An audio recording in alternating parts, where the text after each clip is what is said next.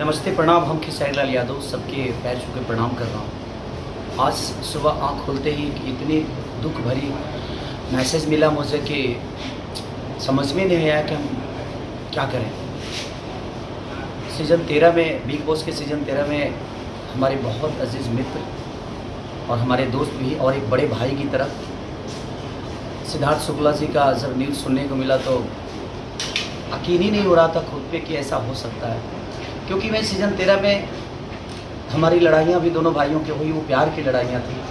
और मैं जब सीज़न 13 के बिग बॉस से बाहर आ रहा था तो सबसे ज़्यादा अफसोस सिद्धार्थ शुक्ला जी को ही हुआ था, क्योंकि मैं उनको बाबा बोलता था और हमारी कोई पहले से परिचय नहीं थी। लेकिन बिग बॉस के सीज़न 13 में ही हमारी मुलाकात उनसे हुई।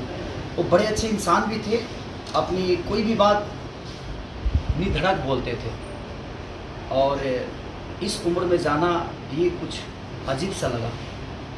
तो क्या बोल सकते हैं, बस मैं भगवान से ही प्रार्थना करूँगा कि उनकी आत्मा को शांति दे और ऐसे लोगों को इतनी जल्दी मत बुलाओ इस वक्त, क्योंकि अभी बहुत कुछ करना था। इस इंडस्ट्री को बहुत आशा थी उनसे, हम सबको आशा थी।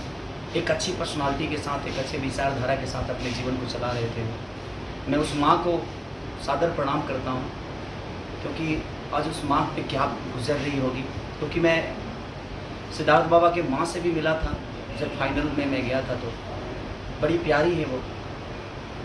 और माँ, हम सब हैं आपके साथ, बिल्कुल आप निश्चिंत रहिए कि हाँ, एक बेटा गया है, ठीक है, अब ईश्वर को क्या मंजूर था नहीं जानता, बट बहुत सारे बेटे आपके हैं जो आपके प्यार के लिए हमेशा खड़े रहेंगे। तो दिल से ये दुख भरी बातें हैं, क्या बोल सकता हूँ मैं, बट मैं ईश्वर से ही प्रार्थना करूँगा कि भगवान ऐसे अच्छे लोगों को और इतनी जल्दी मत बुलाइए, ये धरती सुनी सुनी हो जाती है। Thank you.